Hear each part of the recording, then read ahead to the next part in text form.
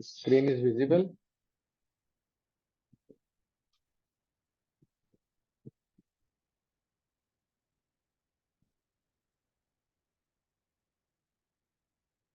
Great, great, great. So we are starting with the prayer.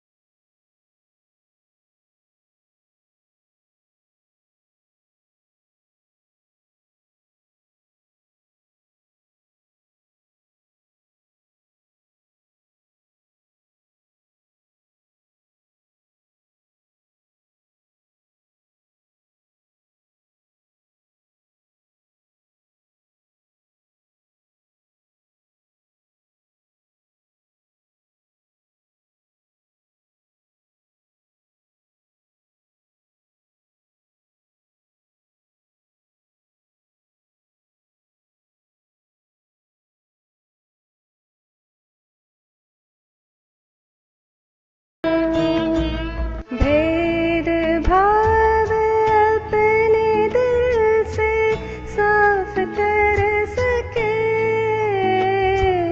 दोस्तों से भूल हो तो माफ कर सके,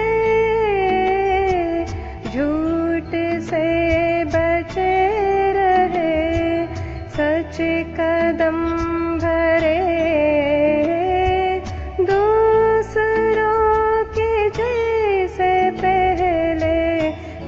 को जय करे, हमको मन की शक्ति देना, मुश्किलें पड़े तो हम पर हित न कर्म कर, साथ दे तो धर्म का, चले तो धर्म पर, खुद पे हौसला रहे, बदी से ना डरे, दूसरों की जय से पहले खुद को जय करे, हमको मन की शक्ति देना।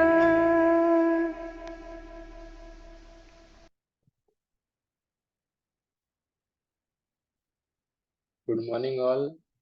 Giving tribute to our great master Samuel Heleman, who have given this wonderful science to all of us and taught us dare to be wise.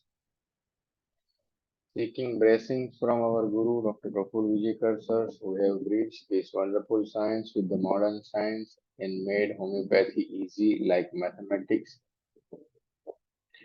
Jai Hanuman, Jai Homeopathy, Om Vijayakaraय Namah.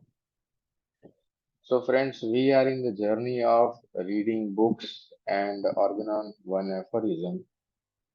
So up till now we have completed the theory of separations and modern science and the few chapters of organon aphorism and the chapters of miasms. So yesterday we have learned about the aphorism number 38, and in that it was the possibilities when the two diseases meet together inside. So what will happen? So now in 39 aphorism, what master is saying that ordinary school believes what? The ordinary school believes what? That they are doing the treatment of the all chronic disease in terms of having some whims in their mind and they apply that whims and they produce either disease similar to that or sometimes they may land into the false path and inappropriate treatment and finally land up with the progress of the disease or either they produce artificial disease, either they suppress or either they suspend the one disease. So this is what everything is written in this aphorism. We will going to read that in a very quick manner.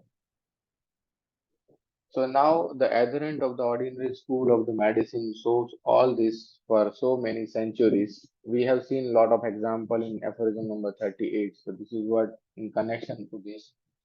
They show that nature herself does not cure disease by the accession of the another disease, be it ever so strong, if the new disease be dissimilar to that already present in the body. What shall we think of them that they nevertheless went on treating chronic disease with the allopathic remedy? Right now, after many years also, they didn't have the answer to the chronic disease with the allopathic remedies, namely with the medicines and prescription capable of producing what morbid state, God knows. Almost invariably, however, one dissimilar to the disease to be cured. And even though physicians did not hitherto observe nature attentively, and miserable result of their treatment should have taught them that they were pursuing an inappropriate and a false path. So after a treatment of many diseases, they understand that this is a false path. Did they not perceive when they employed, as was their custom, an aggressive allopathic treatment in the chronic disease, that thereby they only created an artificial disease dissimilar to the original one, which, as long as it was kept up, merely held in abeyance, merely suppressed, merely suspend the original disease, and which latter, however, always return and must return as soon as the diminished strength of the patient no longer admitted to continuations of the allopathic attack on the life. Thus, the each exanthema certainly disappear very soon from the skin under the employment of the violent purgatives.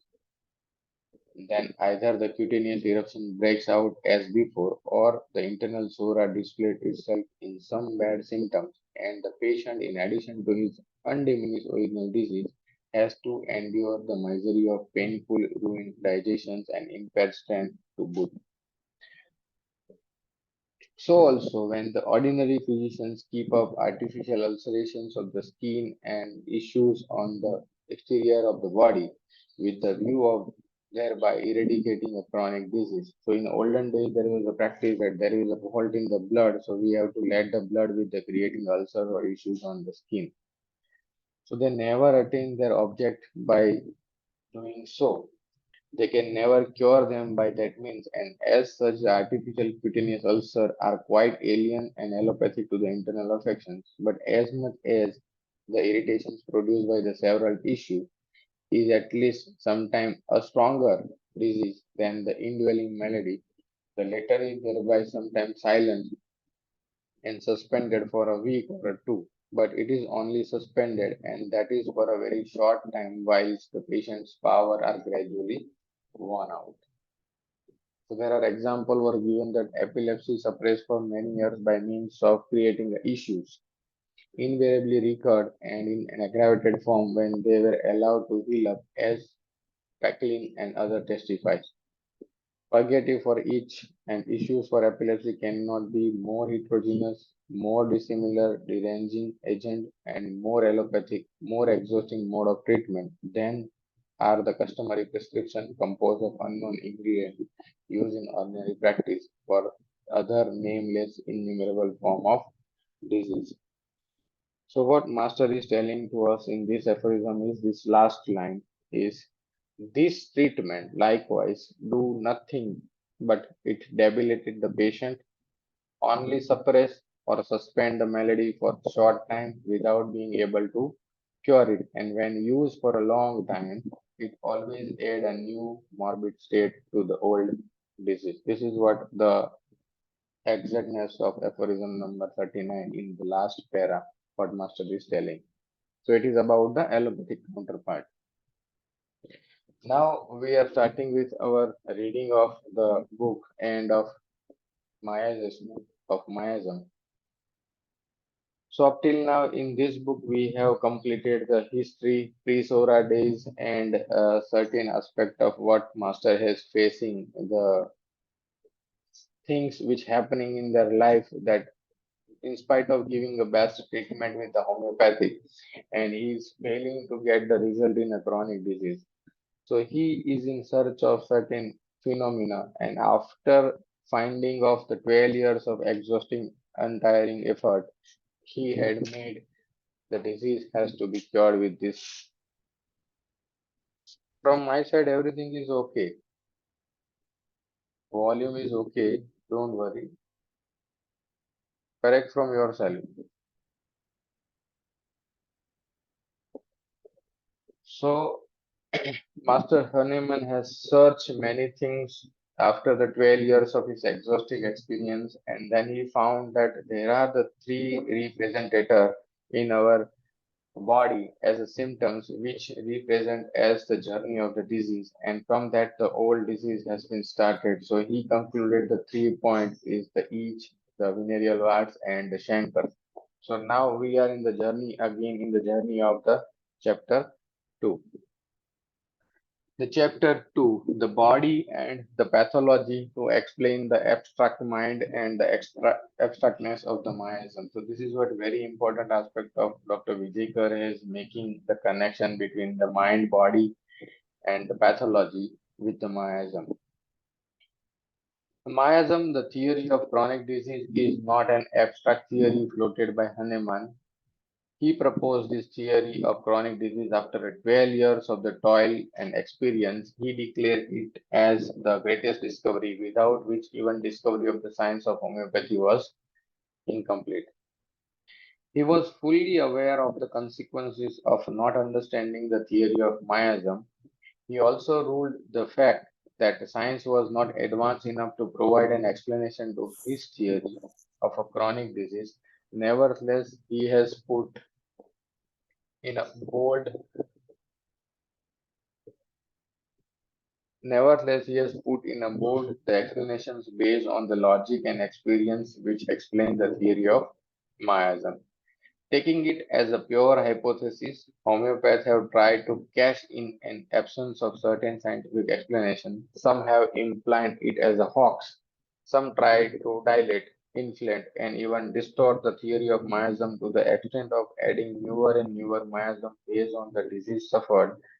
He is a dangerous psychosyphilitic trend of putting forth imaginary hypothetical proposition. So nowadays, if it is not understood, so you can make a new hypothesis on this and explain everything. In the age of sufficient advance of the human-related science, instead of attempting to explain the fantastic Hahnemannian thought, which are of almost Nostradamic perfections, you know the Nostradamus, he is a predictor. Such modifications of the miasm shall only end up confusing and already confused homeopathic world lot and lead to certain doom of homeopathy for those who blindly follow it. Now, what Vijayakar sir is telling that the science of homeopathy with its miasm theory is now no more unexplainable. Everything is explainable. Homeopaths have to live in a cocoon of their own. They have been happy enough to call themselves follower and or the master of the mystic science. The science was apparently mystic 200 years back. The mystic magical word like a vital force, the sora, the psychosis, and the syphilis have helped them to weave a web of mysticism, confusion, and pseudoism around themselves and the science, but with never-ending rays of hope that our science is different and can be that of my solution to the incurable miseries of mankind in a distant future. One is waiting for the distant future. The psychotic mind amongst us float theory beyond the realm of the human reality. Theories and hypotheses were proposed by Hahnemann 200 years ago because science was not advanced enough. The theories or hypotheses being proposed by homeopath today either stink of a sly intentions of one-upmanship on the great master or to lure the mesmerizable homeopaths like the Pied Piper to make homeopathy a midsummer night's dream. It is an essential for all homeopaths to break this cocoon or a spell of supernatural feelings and delusion to come out in the light of scientific advances. Human is much more clearly visible now, right up to so-called abstract energies, cells, genes, and rushes, which disturb it. Using the light of knowledge endowed to us with the advent of the electron microscope, the world has moved ahead, albeit in the wrong direction. And unfortunately, the followers of one of the great masters with a postmodern thoughts are still thinking in the jungle of Africa or India with their primitive knowledge. These are the conditions which prevail in our homeopathic fraternity also. Our primitive status and the blind follow-up invites lot of witch doctors to propose the theories after theories only to abandon them later so that this reason-gifted mind can put forward rational explanations to appear as savior on the road to progress. So what Master Hahnemann is telling in aphorism number 144, from such a materia medica, everything that is conjectural, all that is mere assertions or imaginary should be strictly excluded. Everything should be pure language of the nature, carefully and honestly interrogated. When one deals with only the mind in arriving at the simillimum, one tends to go into abstract or a spiritual dimensions. Imaginations and conjectures takes the place of the fact and solidity, whether it is in materia medica or in understanding of the miasm. These imaginations or conjectures are exactly what Hahnemann has told us to avoid. Such conjectures are good enough to catch the imaginations of gullibles and those who like to theorize and fantasize. Building castle in the air is always going to have a shaky foundation, especially when not substantiated with enough proof of a concrete and consistent result.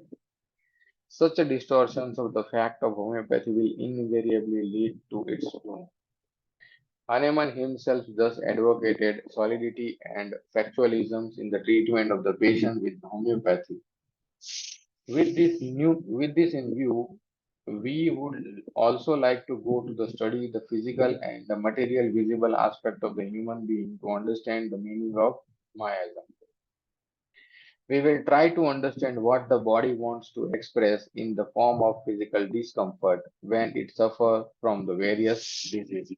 It will be beneficial for us to understand a pathological manifestation in disease, which, as we know, is because of some deep-seated unseen dyscrasia within the body itself.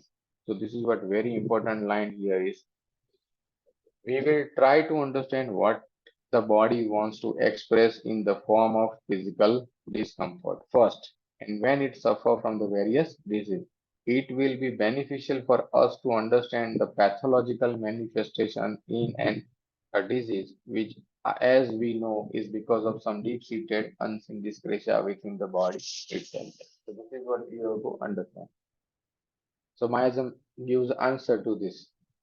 Journey from the body to mind.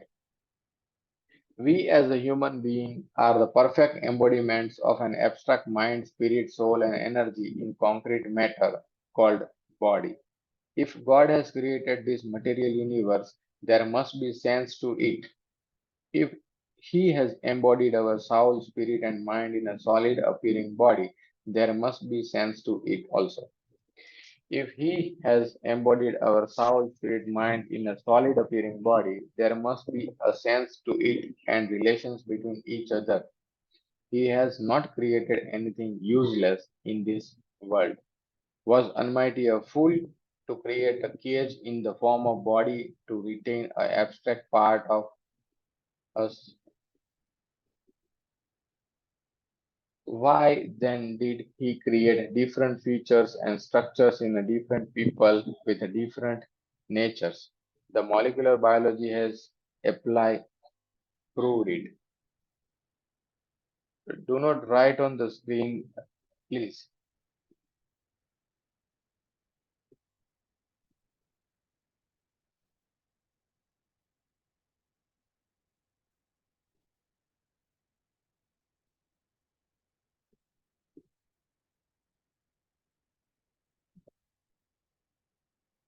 The scientists in the USA have been able to reconstruct an image of the murderer or rapist from a clue offered by the genes in the tissue cells of the criminal retrieved from the nail of the victim, and this can include height, weight, age, look, complexion, nature, etc.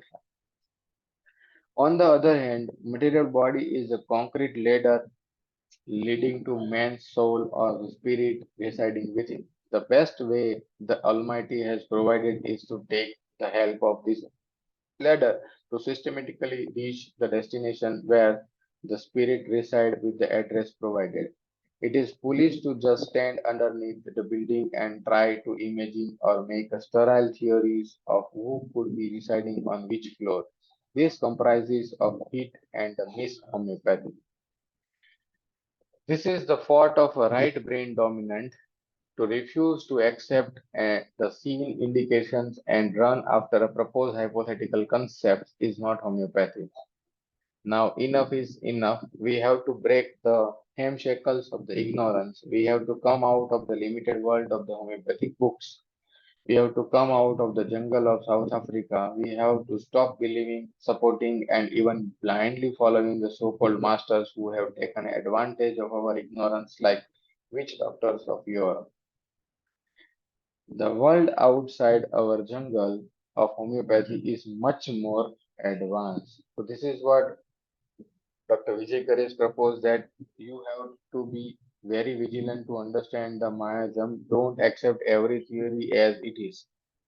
Now we are entering into the material body and understanding the immaterial mind. So the chapter 3 suggests you of the materialistic body to the immaterial mind.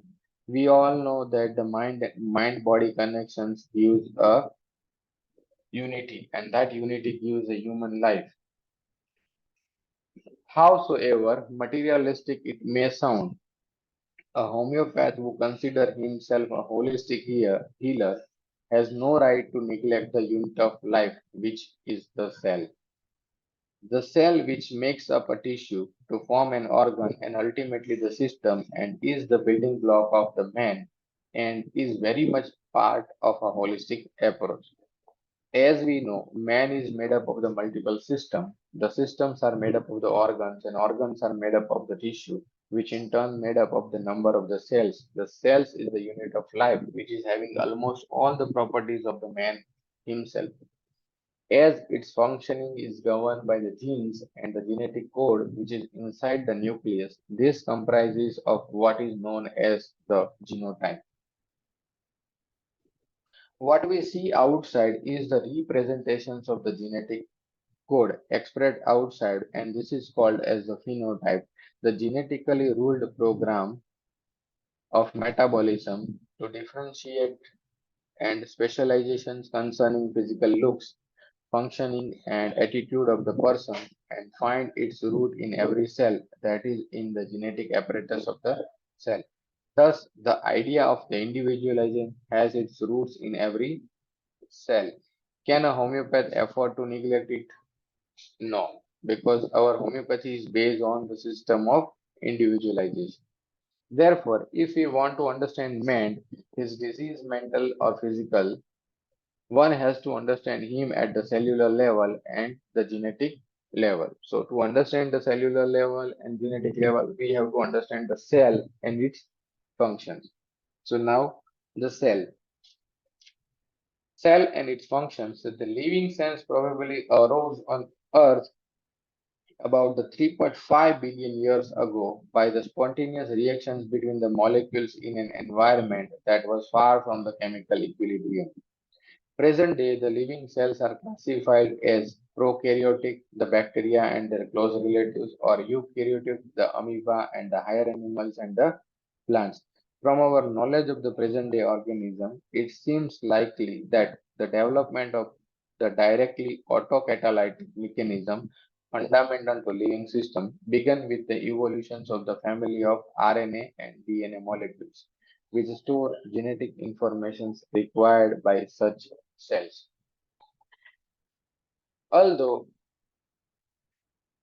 although they had a relatively simple structure, there was a presence of intelligence and hence they could adapt to suit their needs. The basic functions of the cell arose from the needs. The first need was to survive. The survival required the energy, and thus the first to evolve were the three principles: the energy yielding or energy building process of glycolysis, respirations, and photosynthesis. The food available to the cell in the form of protein, lipid, and the carbohydrates was broken down step by step in a sequence into smaller biological molecules. By oxidations of these biological molecules, the cell obtained energy, and energy was stored in the form of ATP in the mitochondria. So food plus oxygen is equal to ATP energy plus excretory product. This ATP, adenosine triphosphate, which act as energy currency, is used for the normal activity of the cells. Most of the chemical reactions in the cell, catabolic or anabolic, are concerned with the energy production. The first functions of the cell or organism is to acquire nutrition and oxygen for the survival of the cell.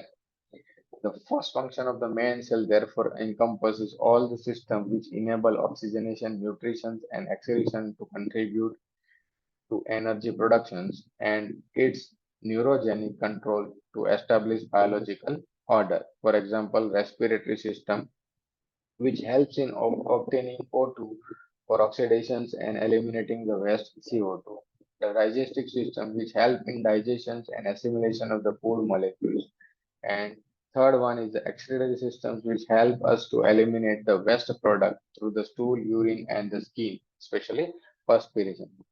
The fourth one, the metabolic activity in the human, which help in the productions of the energy development, ATP, and the neuroendocrine control in order to maintain the biological order. So these are the first function to generate and survive for the cell. The second basic functions of the living organism, the world of living beings is was and will always be hostile. The living being which is in this material world represent a fractions of cosmic energy which rules the universe have to follow the laws of energy. The second law of the bioenergetic state that every system, living being is also a system, has to degrade. We know the law of bioenergy. Every system has to degrade. Thus, every life has to have end. Every living being has to die. But the first functions of oxygenation, nutrition, and energy production is meant for survival. Life become tug of war between the two forces, one for the survival and another for the destruction. So Darwin has proposed the theory of survival of the fittest, hold good only because DNA, RNA oriented genetic structures of the living organism constantly shows adaptations in the organism to help it to prolong the life. But the period of life is limited, and that is the eternal truth. Nothing in this world can be immortal. An organism tries its level best to improve its own quality of life by adaptations, but at a time comes when it has to perish. The life which we lead could be a waste. So the living being decided not to let go what it has achieved in its lifetime by producing one of its own kind. So this is what the second need. If not me, my progeny will continue my work in the future. मैं अगर नहीं कर सका तो मेरी progeny ये करेगी. So that means I have to give a knowledge. I have to share my experience with my progeny. Seems to be the slogan. So destiny cannot be win. I can still score over the destiny of a mortality by cloning myself, and I am too selfish to give up all that I have learned, all that I have achieved. I will deceive fate. I will not let my gain. I have to reproduce, reproduce, and reproduce. This word of a cell is the psychosis. Okay, remember this. I destiny cannot win. I can still core over the destiny of mortality by cloning myself. So I have to clone myself, so I have to project something. I am too selfish, so I am too selfish to give up all that I have. So I am insecure about that, what I have learned. and I have achieved. I will deceive the fleet, the law of deceiving, and I will not let my gains. तो मैंने जो इकट्ठा किया है वो कहीं ऐसे जाने नहीं दूंगा. And then I reproduce and reproduce. So I growth and growth. So this is the second function. This may have been the philosophy behind the development of the second function, and that of the propagations or a productions or a generation. The second functions of generations help in survival of the species. At genetic level, a gene was assigned the task of reproductions of the dicto. The process by which it generally multiplies is called as the mitosis. All the basic functions in the living organism seems to have evolved a primary necessities and all are concerned with the establishing a biological order.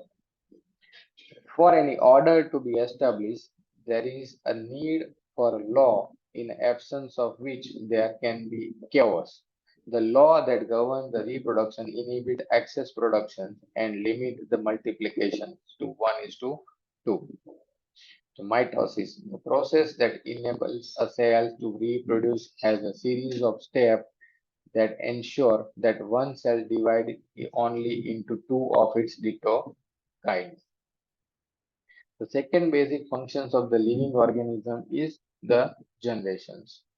Hope you understand the first functions of survival, the second functions of generation, and the third functions. It are all the functions of the cell. The third functions help us, the living organism, to survival of the self. The second functions help the organism in the survival of its species. But the functions of survival of the self and the reproduction do not ensure any safety from the hostile forces in the world, which are constantly trying to end the life. For this very reason, the living organism develop a system or a mechanism called as the immune system. So, how think like a pro, that how cell is thinking intelligently. The first functions of the cell is to get the nutrition from the environment and survive for the self. If I survive, I have to give the same information to my progeny. So I have to reproduce and reproduce. So I have to make the same like me, a clone. Still, there is external forces which acting on him, that is hostile, and the self feels that it may end up. So I have to make a defined system, and that is what the third function is.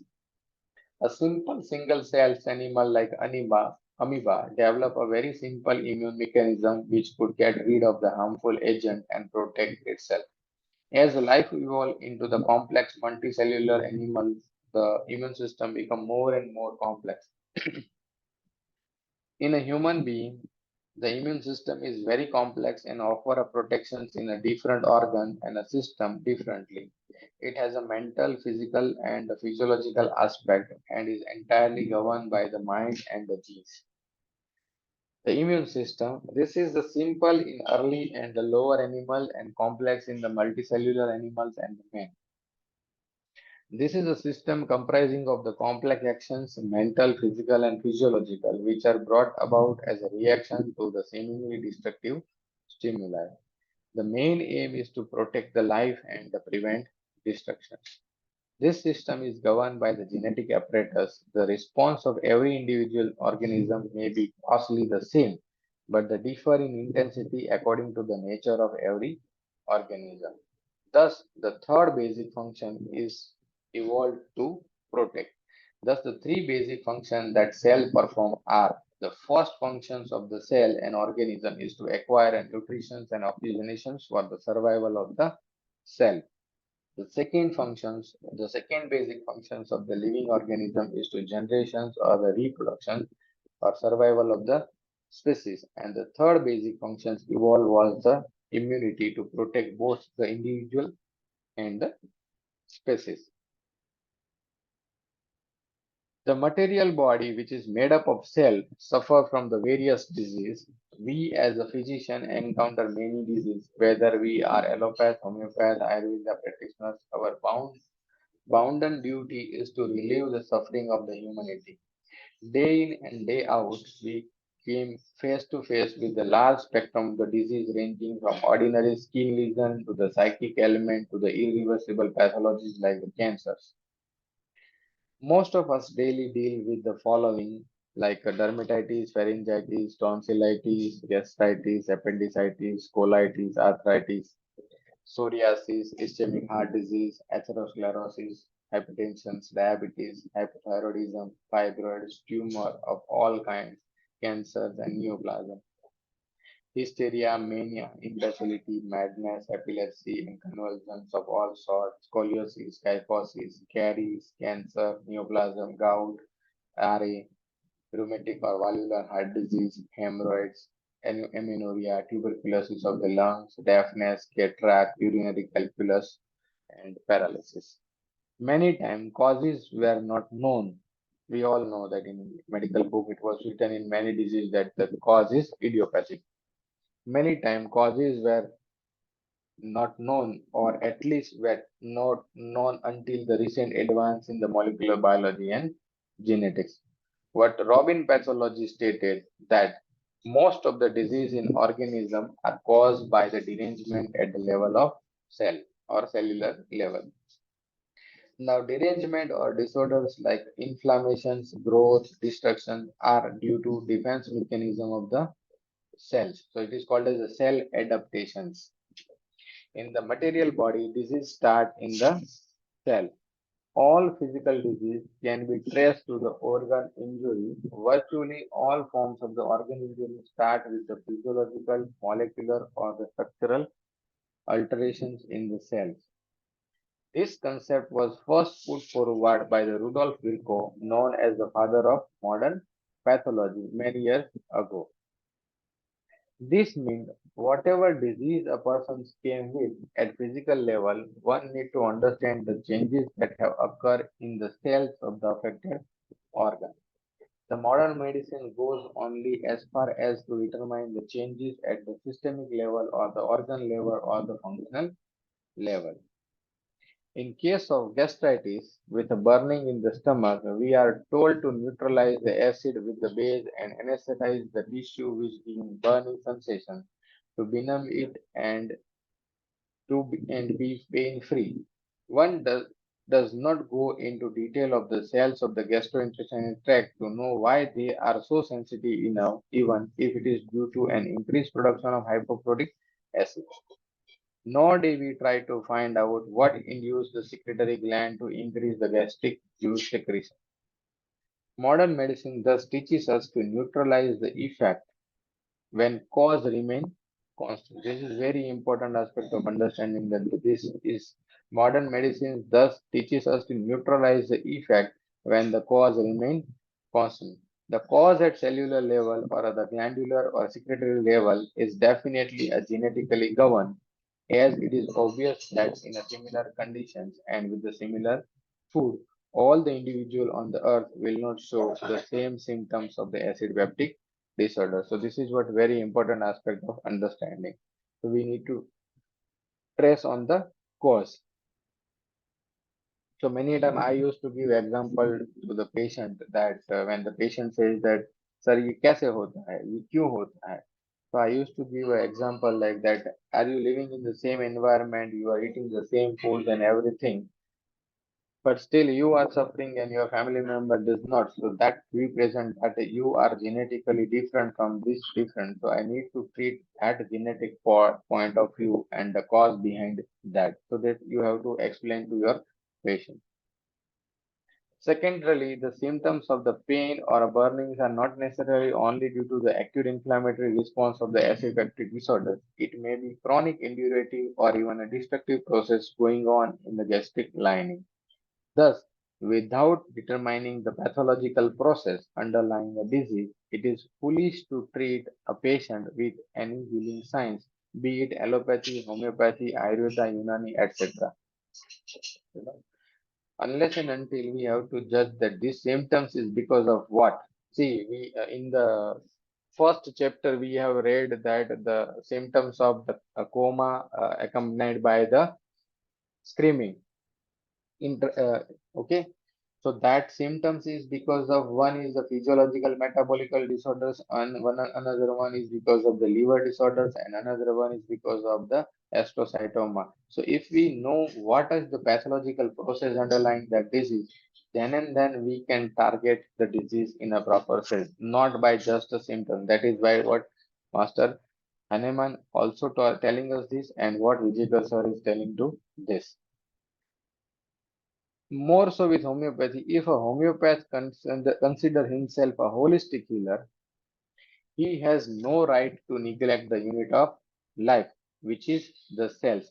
The cell which make up a tissue to form an organ and ultimately the system is the building block of man and is very much a part of holistic approach. The genetically ruled program of metabolism of a differentiations, defense, and specializations concerning physical look, functioning, and attitude of the person find its root in every cell, that is, genetic apparatus of the cell. Thus, the idea of individualization has its roots in every cell, and can homeopath afford to neglect it? Obviously not. So we are concluding the chapter. Okay.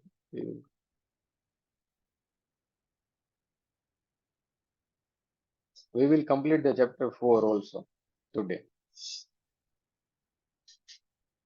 So we understand the cell in depth and cell gives the individualizations. Now the disease manifestation are basically a defense mechanism at work. So what is the disease?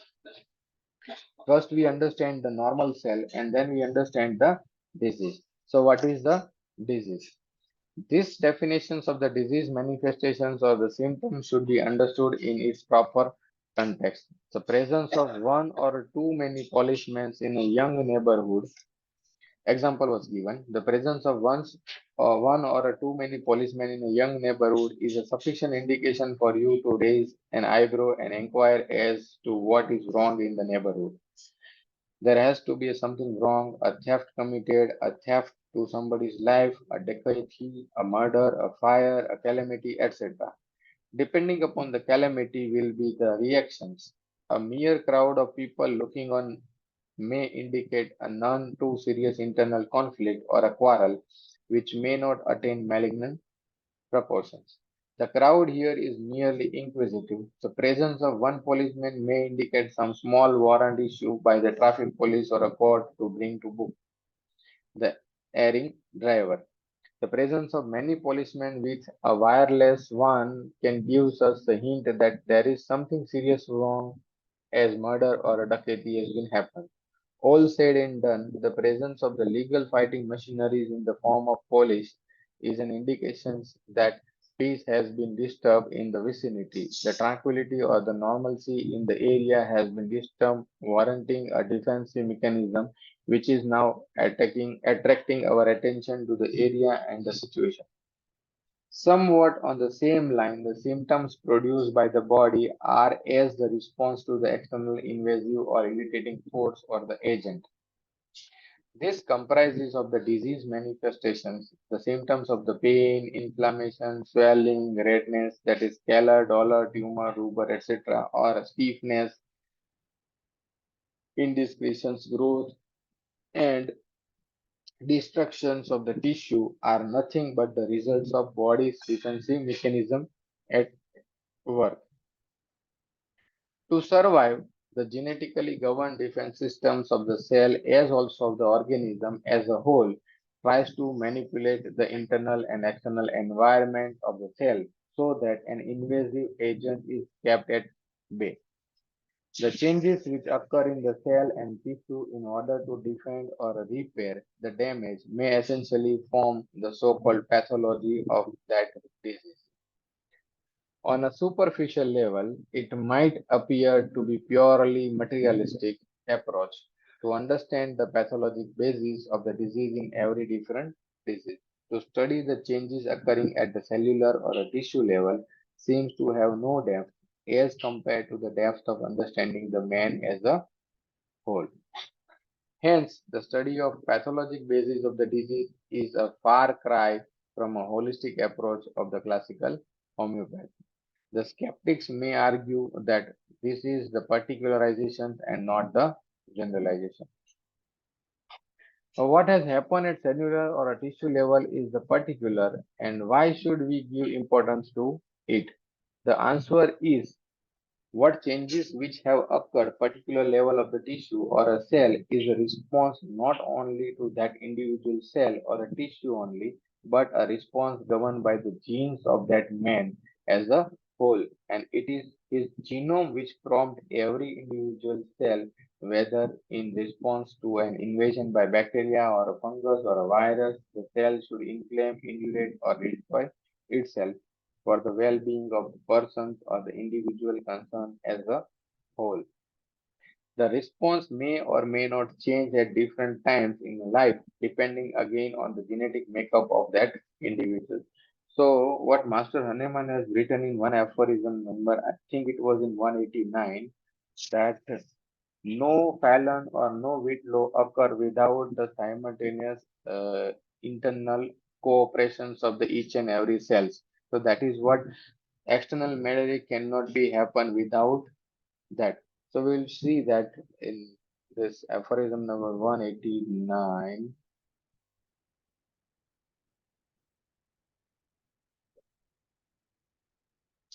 And yet very little reflections will suffice to convince us that no external melody, not occasioned by some important injury from without, can arise, persist, or even grow worse without some internal cause, without the cooperation of the whole organism. So, without the cooperation of the whole organism, which must consequently be in a disease state. It could not make its appearance at all without the consent of the whole of the rest of the health and without the participations of the rest of the whole. Indeed, it is impossible to conceive its production without instrumentality of the whole life.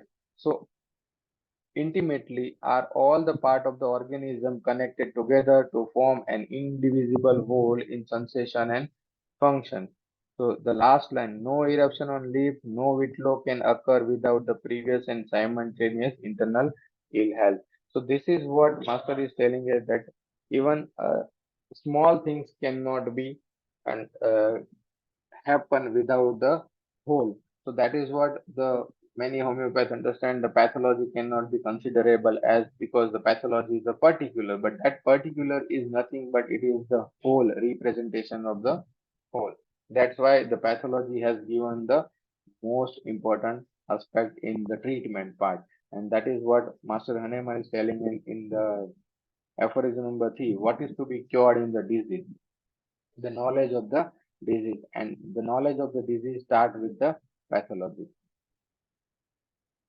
We thereby conclude that whatever changes we see at the pathological level during the assessment of the disease are the changes brought about to counter an injurious stimulus that is a defense. All changes are governed by the genetic makeup of the individual. The changes differ according to the state of the organism, vis-a-vis the defense of the organism against the perseverance of the stimulus, and that too the governed by the genetic apparatus. This means a bacterial infection or an attack on the cell or a tissue will generate a nominal inflammatory reaction initially to get rid of it, but failing which will change mode of defense to indurative or ulcerative if a primary defense fails. Thus, the intelligence of the cell in its defense cannot be undermined as it changes gear or mode of the defenses as and when need arises. Thanks to the genetic apparatus, all the aboves are clubbed under the name or as pathogenesis. So here we conclude our today's sessions. So up till now we have understood aspect of that the genes and the cell, the cellular mechanism, and in the pathology cell has to defend and cell has to defend according to the genetic intelligence and the tolerance of the cells. So here it was written that the state of organism vis-a-vis the defense of organism against the perseverance of the stimulant, that means the tolerance of that organism until that they will not suffer. If the tolerance is breaking, then they goes into injury, and that injury goes into defense system in the form of three, either inflammatory reactions or either inflammatory reaction will take care of everything, then it will went away. If it is not taking care, it may progress to the indurative, or sometime it may land into the ulcerative. So these are the things which governed by the intelligence of the genes in the development of the pathogenesis. So this is what we have learned in this chapter number 3 and 4. From the fourth sense, we are starting with the self-defense in the material body, and this will guide us that how cell is defending in different form, in the form of survival, in the form of reproduction, and in the form of the defense mechanism. Hope you all are enjoying the reading and learnings. If you have any queries and questions, put your question into chat box so we will have a discussion for few minutes.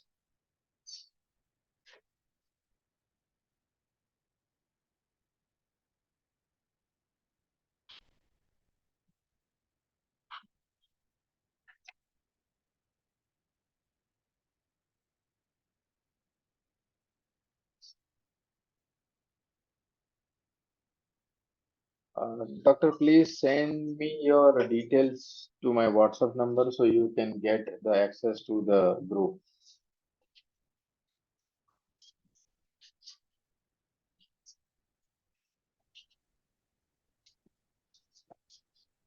Any questions related to the topics or any other questions which you are felt in your practice that it is something that I need to share with.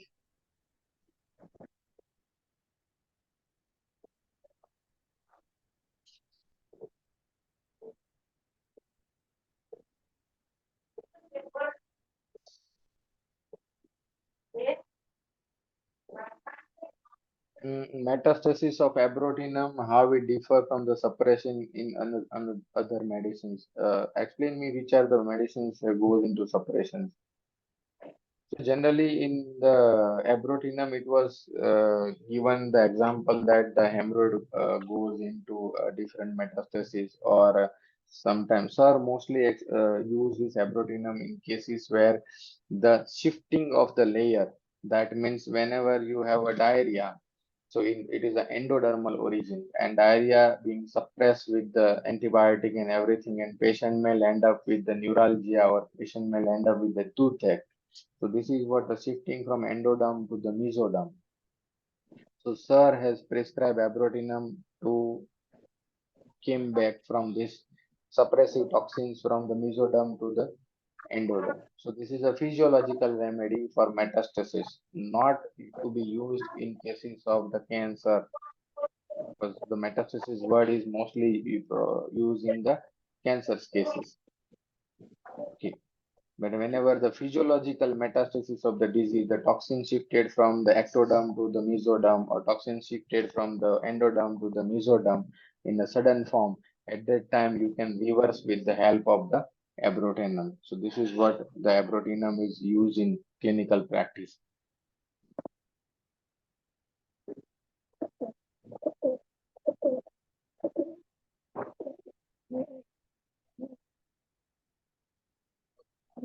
Hope you got your answers, doctor.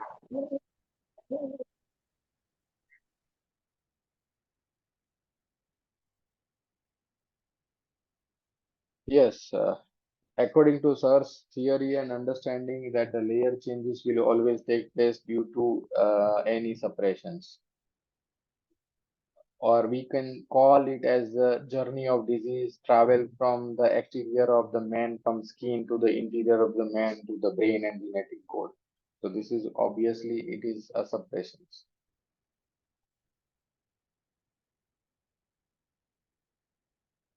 Well,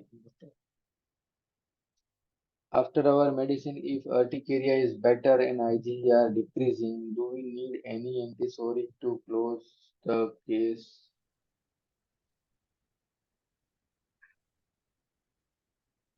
You have to watch for that. Hello, sir. G. Can I? Yes. Sir, that you said na about that separation, like metastasis, like suddenly check diarrhea with the antibiotics, and Uh, patient gets neuralgia and also. hmm. So in that case, you mean it is always with allopathic medicine we use abrotenol, like if Yeah. separation Most of some. most of most of time, whenever the antibiotic after bad effect of antibiotic, generally sir used to prescribe a two remedy. One is a Nux vomica and another one is abrotenol. Okay. Okay, and I had seen cases of the sir where sir is used when there is a mesodermal involvement after the check diarrhea, maybe the neuralgia or maybe the toothache or maybe the joint pain. Then and then sir generally prescribe the abrotenol. Okay, and if it is a weakness after the antibiotic, then sir usually prescribe to bad effect the weakness and oversensitive of the medicine. The Nux vomica can be the prescriptions. Thank you so much, sir. Thank you so much. Right. After our medicine, if urticaria is better and Ig are decreasing, do we need any antisoric to close the case? As the case demand, then and then you can, otherwise no need. While treating chronic cases, patient develop herpes zoster or a mum. Is it good or bad follow-up? What are the cases you are treating? Depending upon that. Again, for that you need to understand and watch the exteriorizations of the virus. Okay, these are the exteriorizations of the virus. This is actually the good signs that our body is throwing out the toxins from the internal nervous system to outside. But keep in mind that you have to advise the patient to be keep vigilant on that. Either these directions of the exteriorizations not going again back to that. So again it back to that, then and then it is a bad follow-up. But if it is coming out and the patient is healing by the self easily, then it is very good sign. Say for example, herpes zoster lasts for 7 to 10 days or 14 days, and within 7 to 10 days and 14 days, patient's general conditions is better and patient is better with the disease also. Then and then nothing to intervene, no prescription has been given, just prescribe SL and everything. So they will take care of everything. But keep watch that. Sometimes the patient may apply some local ointment on the zoster and it may end up with the neurologic condition. So this is again the toxin went to the neuroectodermal origin. So in that case, you need to intervene with the medications. Mumps, I generally for mumps, you may require some of the acute remedy for the cases. In that acute remedy for the change dispositions of the patient. Otherwise, no need of any remedy is prescribed. It is good follow up when you are treating the higher disease. Okay, Sir, can because I? it is yeah. Sir, what you You can said about the means herpes zoster when it is getting treated and patient applies some patient is feeling better and then he is applying some ointments or so and then he gets this kind of neuralgias or it may be because of suppression. But absolutely. if I am not wrong, when I have heard sir, I don't know whether I have misunderstood also, but when he used to say, when you prescribe the right constitutional medicine, whatever Uh, the patient does, it is not going to affect the patient. Means, is it so, or I have misunderstood? Like, means even if he's applying or in the constitutional medicine No, is no. right. That is not like that. If you are if you are allowing, see, nature gives you answer. So if you are allowing the nature to exteriorize, then and then the disease is not going towards the higher version, and you are free from the disease. But when you applied or you what we call as you stop something, allowing not allowing the nature to come out, then and then it may end up with the two things. Either the disease is stopped there or either it went back to the toxins level higher up into the system. So it may suppress to the higher version. So this can be possible. Okay. So it is not Okay. necessary that every time.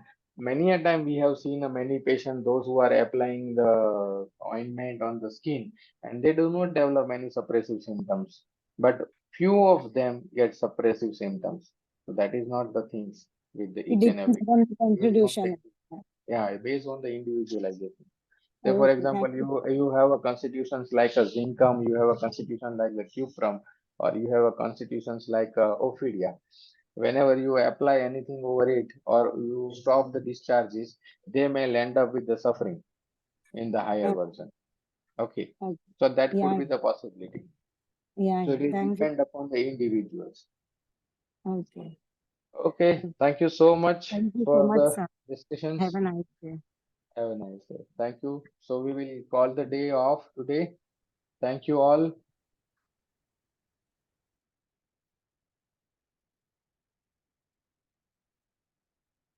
Thank you.